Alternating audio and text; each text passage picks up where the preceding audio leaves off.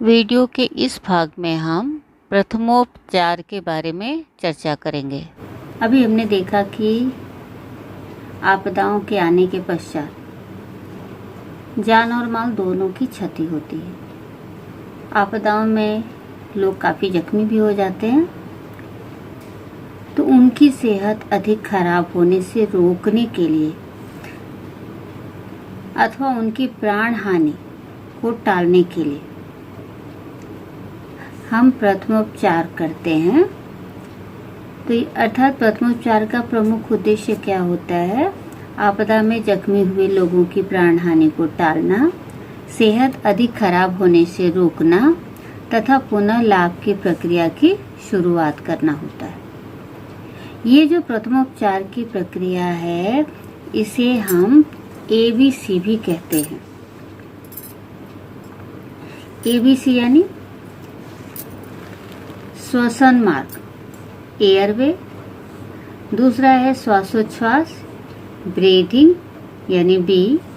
और तीसरा है रक्ताभिसरण यानी सर्कुलेशन, C। यानी ये जो तीनों सिद्धांत हैं, इन्हें हम क्रमशः A, B और C के रूप में जानते हैं। इन्हें हम प्रथमोपचार के मूल तत्व भी कहते हैं, जिसका अर्थ होता है सुचेतनता और पुनरुज्जीवन। पहला है श्वसन मार्ग। यदि आपदाग्रस्त व्यक्ति को सांस लेने में कठिनाई हो रही है, तो क्या करेंगे? उसके सिर को नीचे की ओर करेंगे या ठुड्डी को ऊपर की ओर उठाएंगे। ऐसा करने से उसकी श्वसन नली जो है वो खुली रहती है। दूसरी विधि है श्वासोच्छ्वास। अगर आपदाग्रस्त व्यक्ति के श्वासोच्छ्वास बंद हो गया हो, तो आपदाग्रस्त को मुंह से कृत्रिम श्वासोच्छ्वास देंगे। तीसरा है रक्ताभिसरण।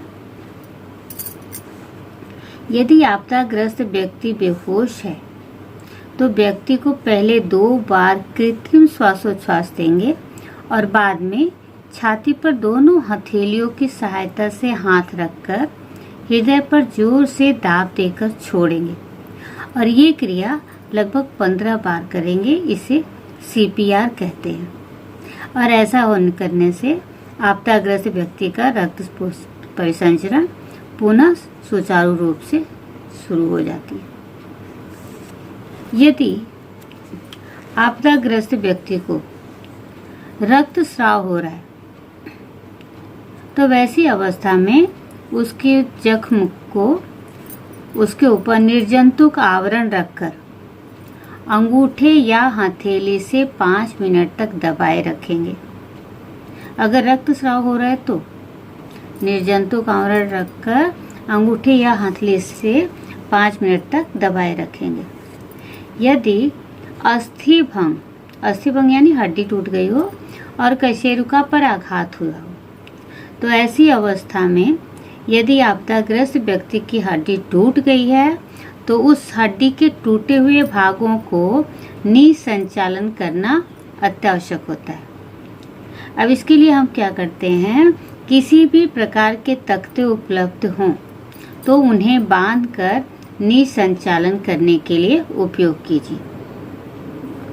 यदि पीठ पर अर्थात कशेरुका पर आघात हुआ है, तो ऐसे व्यक्ति को सख्त रुग्ण शिविका यानी हार्ड स्ट्रेचर पर रखेंगे। अगर आपदाग्रस्त व्यक्ति जल गया है, उसमें झुलस गया है, या अगर आपदाग्रस्त को आग की लपटों ने झुलसा दिया है, तो उसके जले हुए और झुलसे हुए भागों को कम से कम 10 मिनट तक ठंडे पानी की धार के नीचे रखना फायदेमंद होता है। तो ये सब तो हो गए आपदाग्रस्त व्यक्ति को प्रथमोपचार का उपक्रिया किस प्रकार से की जाएगी।